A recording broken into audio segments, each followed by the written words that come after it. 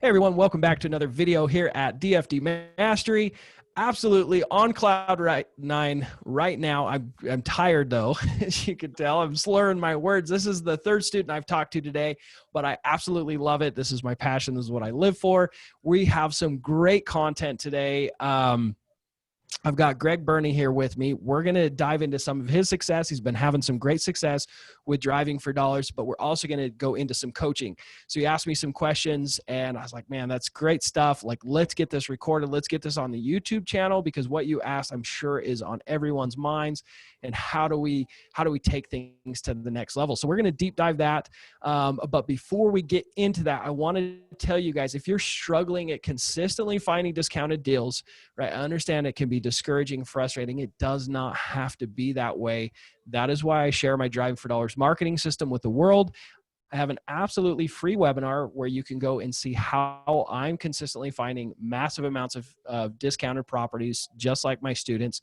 There'll be a link in the show notes. It's dfdmastery.com, but I'll see you on that live webinar. But for now, let's dive into this content and help Greg. So Greg, tell us about your experience. You were just telling me that you were on a podcast with Wholesaling Inc., that you were sharing some of your successes there. And can you share kind of your successes and what you've done with Driving for Dollars? Yeah, so specifically with Driving for Dollars, I mean, I've been investing, Zach, and wholesaling, I guess almost 3 years, and Perfect. Have my marketing channel for the most part, 90% has been direct mail, and to a few different lists. And I would say, I told a couple different folks and Cody on the podcast that my Driving for Dollars was really kind of haphazard. If I was on an appointment seeing a house, I'd, get there a half hour early and drive the neighborhood. Right.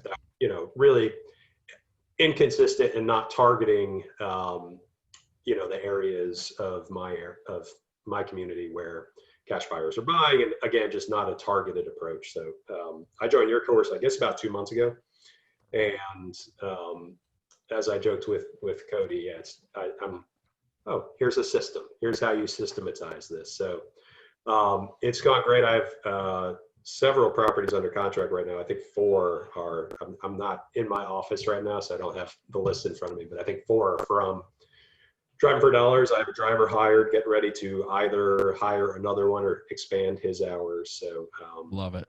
Really well. Do you know roughly how much you're going to make on those 4 deals? They all look to be probably, 3 of them are going to be around 10. One of them is going to be smaller. So let's call it 35. Perfect. So what's your average deal size? Your average deal size 10? Right around 10. Yeah. Okay. So on average, every deal that you get under contract, you're going to make about $10,000, which is fantastic. In a couple months, you've got 4 under contract. That's pretty awesome. 40 grand. The average income per American in the US is $40,100.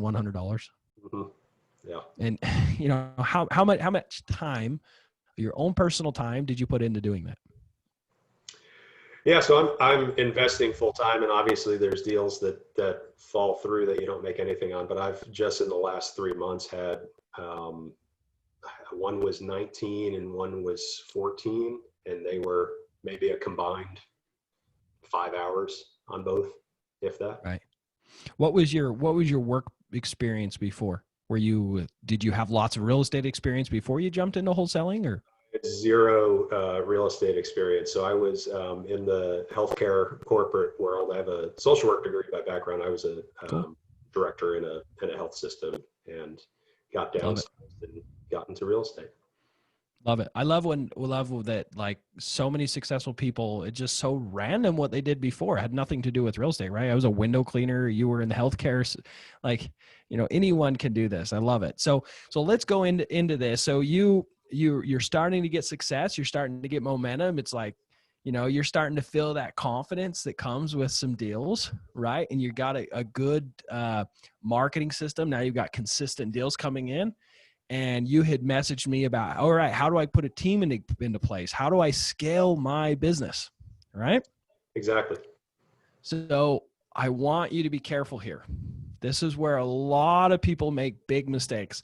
They get this confidence, which is great, but then they start making new mistakes, right? With doors being opened. So I look at it this way: the more resources that you have, the more experience you have, the more opportunities that you will have to attack, right? And then you'll get shiny object syndrome, and you'll be trying to implement too much at one time, and it'll completely destroy your business. You'll go, oh wow, we're doing great, but your profitability's tanking. It's you're actually making less and less money, even though you're doing more and more deals. Sure. So the way you grow your business is going to be so very key. So the message you sent me, and the reason I wanted to jump on the call, is you asked me about hiring a cold caller, or should you hire a cold calling team outside of the US, or hiring a VA or a virtual assistant, someone outside of the country to call for you. So those were some of the main things you asked about. And then when we were talking before this call, you were talking about building a team. So can you share with me what you would like to have happen over the next 6 months? Can you share that? And then we'll deep dive how we can solve that. Yeah, absolutely. So I would say a couple things. One is what I love doing in this business is the acquisition and disposition side of things, but being at the houses, in front of sellers, in front of buyers.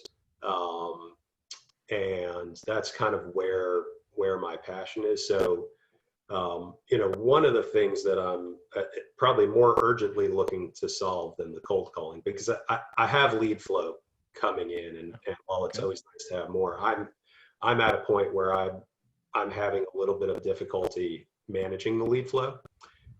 So I think my first point of contact is, in this business, there's a lot of incoming calls that just aren't going to be deals, and it's wonderful to spend time on the phone with them and build relationships, but also there's just, there's only so much me. And so I think one of the things is I want to make sure I'm spending my time on the phone for incoming leads with the right incoming leads.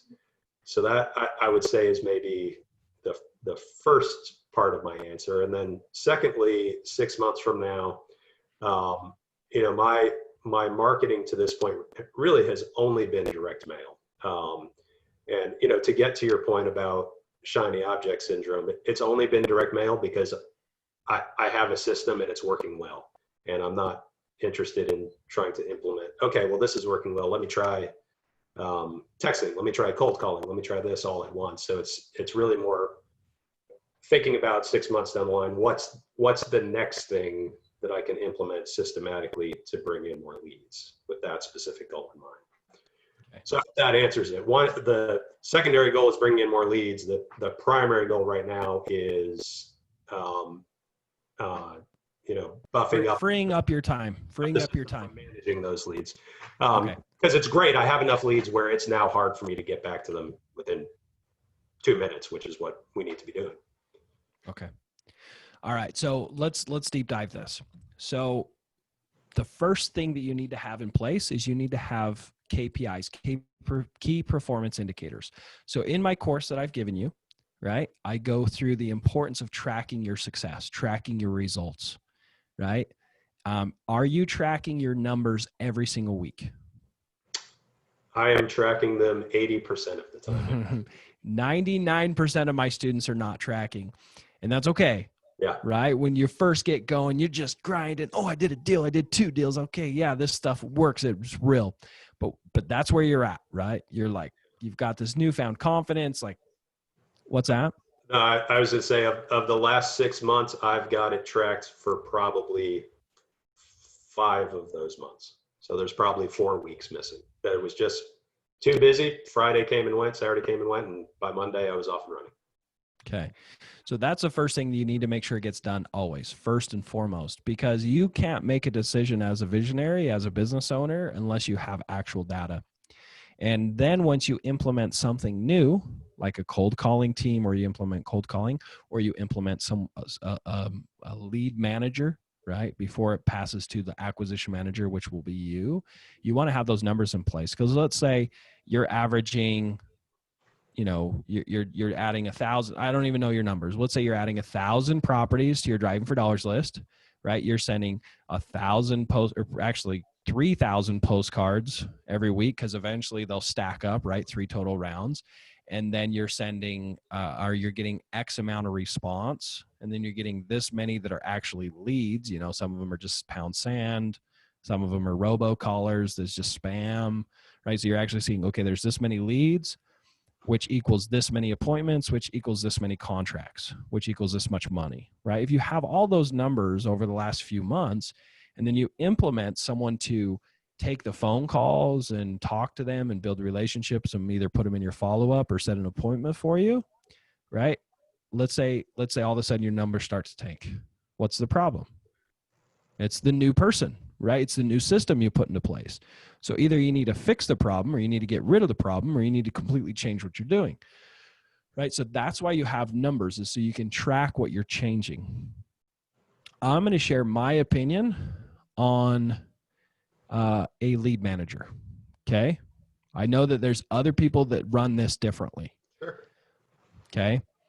I do not think a lead manager is a good idea. Tell me more. I don't.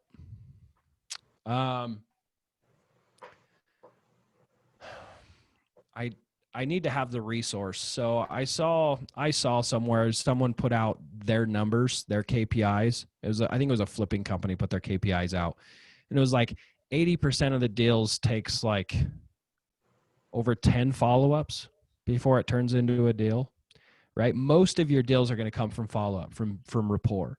Right. So like we've done deals over a year and a half out, over a year out, right? I've got an interview with a student on Tuesday next week that he made offers and negotiated with sellers. They declined it. And a year later, they ended up doing a deal because he kept them in their follow-up. Like over and over and over, that relationship, that knowing people is so essential. So essential. And I'm going to talk about that more with this student. It's going to be on the YouTube channel next. It's not going to go live next week, but it'll be coming out.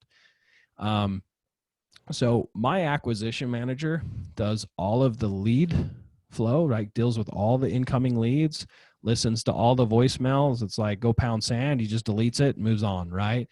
And none of his calls go live to his phone. If not, all his phone would do all day is ring at this point with all the leads we have coming in.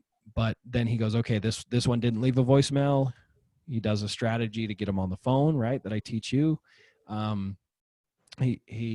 He builds relationships, and in his notes in the CRM system, he gets to know the people. He starts building rapport even before the meeting. He gets to know who's the problem, who's the freeloading family member living in the house, right? He knows what they like to do. He's making notes about all those things. So if it doesn't work out in the first 3 months, 6 months, he pulls up his notes and it's like, okay, Bob, he really likes fishing in Montana. He likes the Madison River. These are things we have in common. This is his problem. This is the solution. It's like, hey, Bob. So then the follow-up call is, hey, Bob, it's, Hayden, how are you doing? I saw that I remember you were going to go to Montana, do some fishing. How'd the fishing trip go? Did you catch any good fish? Oh, wow. You got a nice brown. Do you have a picture of them? Can you send it to me? Do you know what I mean? Like build that rapport, have them trust you. And when you have a VA from the Philippines dealing with that lead flow, like it's not as personable. There's not that relationship from the very beginning. I think it's so much more important that the first person they talk to is the person that they're going to build a relationship with and have that whole entire process dealt with. And it's the same thing with disposition. Some people hire someone else to do the disposition on a contract, and I don't like that. I think that the person has the investment and time into the deal and knows the seller and deals with the seller in the end of it too. Right. So that's my approach on it. So my thought is, you're building a business, right? You're trying to understand all of these processes. What I would focus on if I was you is making sure that those results are predictable for incoming calls, right? That if you produce this many addresses from your Driving for Dollars list, you send this many postcards, you know exactly how many leads you're going to produce and how many contracts. Then I would start looking for someone that's really good with sales, right? Got And it. I would actually implement another lead flow system. I would have them implement driving for dollars, or not, sorry, not driving for dollars, but cold calling to your driving for dollars list. Okay. And Got the it. reason is acquisition or people that are really good at cold calling, they're going to be really good at acquisitions. It Sure. is an amazing vetting process. You're not committing fully to them being acquisition managers. You're allowing them to get on the phone and you're able to listen to the conversations. You're able to see if they can connect with people, that they can understand the sales process. You can see if they're going, if the seller says, I don't want to sell, not right now. And they go, okay, do you have another house you'd like to sell? And they just like go on with the script and don't like try and dig into the situation, right? But if they actually go, oh, well, I couldn't help notice you hesitated. Is there a reason that you're kind of thinking about selling, or you want to sell in the next 6 months? Like, how can I help you? Well, the situation is blah, blah, blah. And they actually have a conversation with people, right?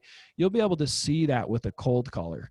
So my acquisition manager went through the ranks to what he is now. And now he runs all of my business. He went on all of the leads last year, 2019. We generated over $1 million.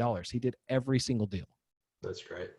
And it's fantastic, right? And so I know you like acquisitions, but I believe that the follow-up and the lead management is part of the acquisitions job. And most of the job is the follow-up in lead acquisitions or lead management, not necessarily just appointments.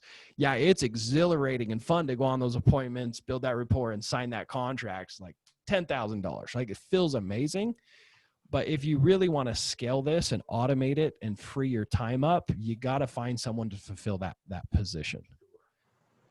Zach, can I ask you, when you're at that point, this is a question about, I guess, this is a question about marketing, and I think your answers are going to be, the numbers are going to answer it for me. But, I guess I'm curious about, you have a driving for dollars list or whatever list you have. How do you approach sequencing different channels of mailing? So do you, right now I'm mailing the whole thing. Do you, let's say you add cold calling to the same list, are you mailing and cold calling the whole list? Are you mailing first, cold calling whoever you don't get responses from, or vice versa? How do you approach that? Okay. So if you're going to add cold calling or texting, it doesn't matter, right? To your driving for dollars marketing, you're already sending postcards. So what you'll have is you're sending postcards to everyone. You're going to have those numbers. You have those predictable numbers. And then what I want you to do is I don't want you to change a dang thing there. You only change one thing at a time. So if it goes crappy, you know what was changed and what can fix the problem. So then you add cold calling. I have the free cold calling course to you because you're a student, right? So anyone listening to this, my students get a free cold calling course. Follow that course, set up your cold caller system, right? And start calling. Try and shoot for 2 to 3 attempts, right, on each phone number. And then just see if it affects your results from your postcards, right? One thing I have seen, if you cold call enough hours or you text enough hours, the low-hanging fruit, right, you're going to get a hold of them first from texting or cold calling. And so then the postcards aren't as profitable because they're not producing as many.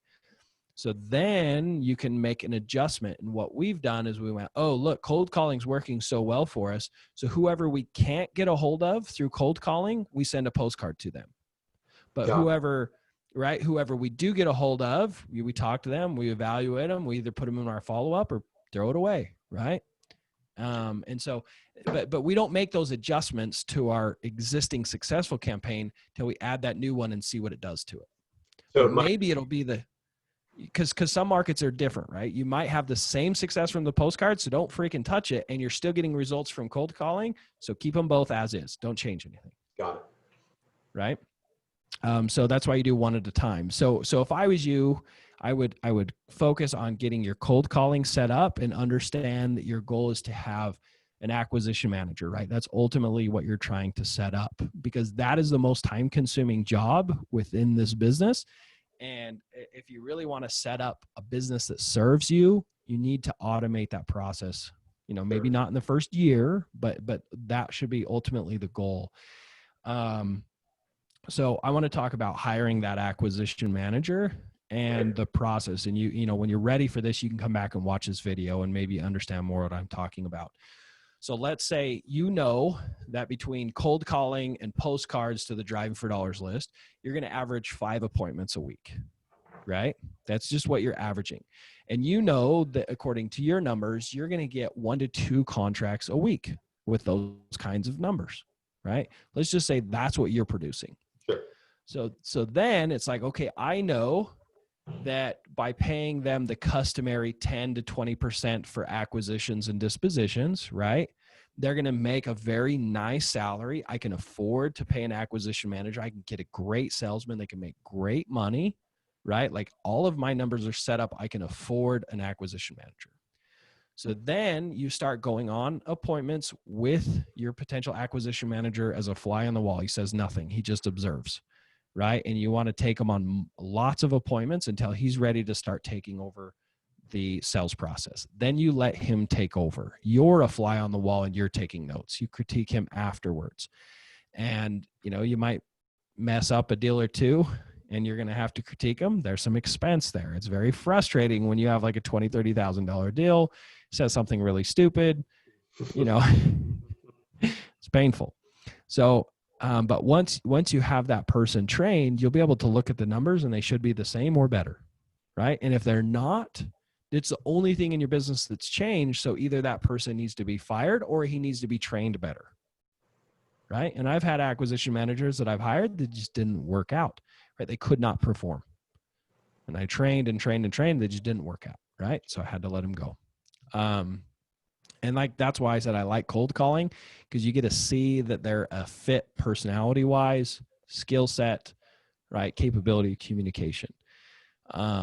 So that's how I would go about scaling your business, is methodically and looking at those numbers. Got it. So we had initially in my question, I'd asked about with cold calling,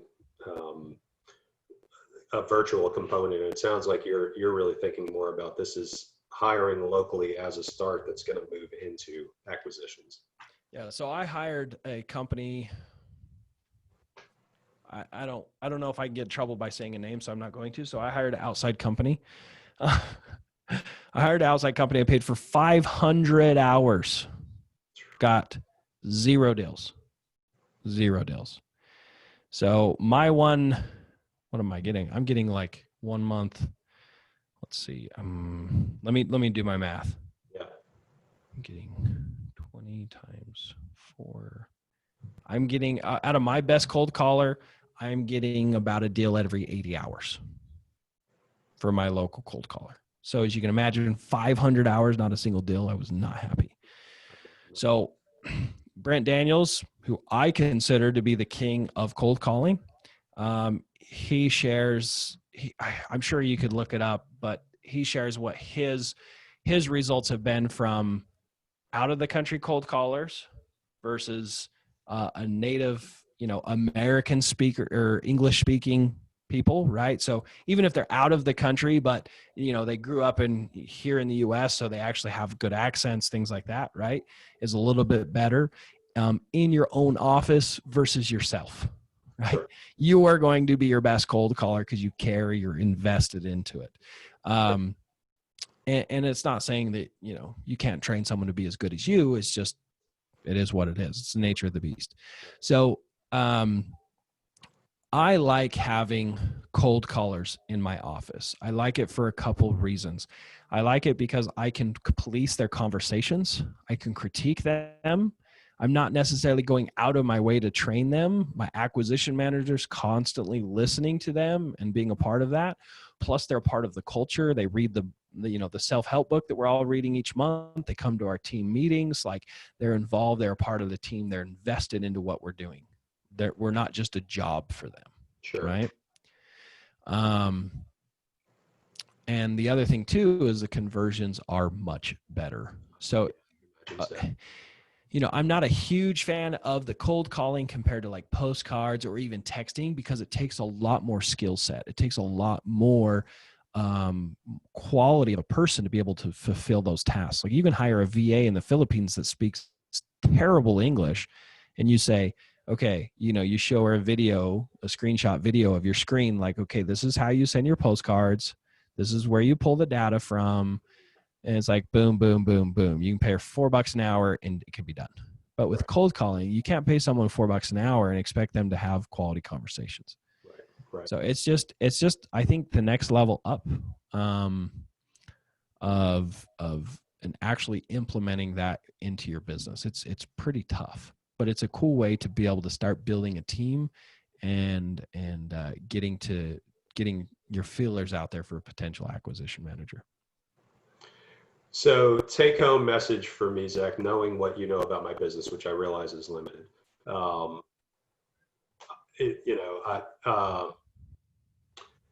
busy enough where there's leads but I'm getting to all leads. There's leads I'm not getting to as quickly as I would like. I have a driver in place. He's doing really well. It's producing revenue. What is the next step? Honestly, it's getting more leads. So if you have postcards that are working, and I didn't say this before and I should have, you want to be driving your entire market every 6 months, right? And I go through this in the course. So are you driving your entire market? Is your driver fully covering your entire market every 6 months? When I expand his hours, which is happening next week, he will be. Yeah. Okay. Once you have 3 months data on your KPIs of your drivers driving your entire market every 6 months, right? And you're actually seeing those leads from postcards and that kind of stuff, then you can add another reach out strategy. You can choose if it's texting or cold calling or ringless voicemails or Facebook ads popping up into their newsfeed if they have a social media presence. Sure. Right? I don't do that one because I'm not techie. I hate that stuff. But some people are like, that's their jam. They love it. So pick one, but don't do that until you've maxed out your market and you've maxed out what's working. Got it. Does that make sense? Because like, why would you test something else if you don't know if it's going to work when you have something that's working that you can do more of? Right. Yeah, that makes It's perfect like, it's like you have this guaranteed lottery machine that if you put in $1, 2 comes out. Mm-hmm. And it's like the maximum you can put in there is 100 a week, but you're only putting 50. And then you go test another machine. It's like, what are you doing? Like put your pennies in there and make that money machine pull out money. Cool. So that's what I would focus on first. And then I would add in another marketing strategy. And then once you get to the point where you're producing so many leads that you can guarantee afford to hire someone, like you're overloaded with work, paying 10 to 20% for them to run that entire process for you, and they're making $5,000 to $10,000 a month, it's time to start hiring someone to manage those leads for you. Got it. Because then you can focus on the bigger stuff, the higher level stuff. How do we make more money per deal? How do we build relationships with flippers? How do we, monetize these retail leads? Like lots of different things can be done at that point. Great. Cool. Okay. What's that? You broke up. My question. Well, fantastic. Well, thank you so much for jumping on. Is there any other questions or things that I can help you with? I don't think so. I think I'm good. I really appreciate you making the time, Zach. For sure. Well, all you viewers out there, don't forget to like and subscribe. If you have any comments or questions or things, content that you would like me to cover, make sure you leave them in the show notes, and I'd be happy to help you. And again, I hope to see you on my live webinar where I go into depth on how you can find more off-market discounted properties to make an absolute fortune in the real estate world. As always, thanks, and I will see you again on the next video.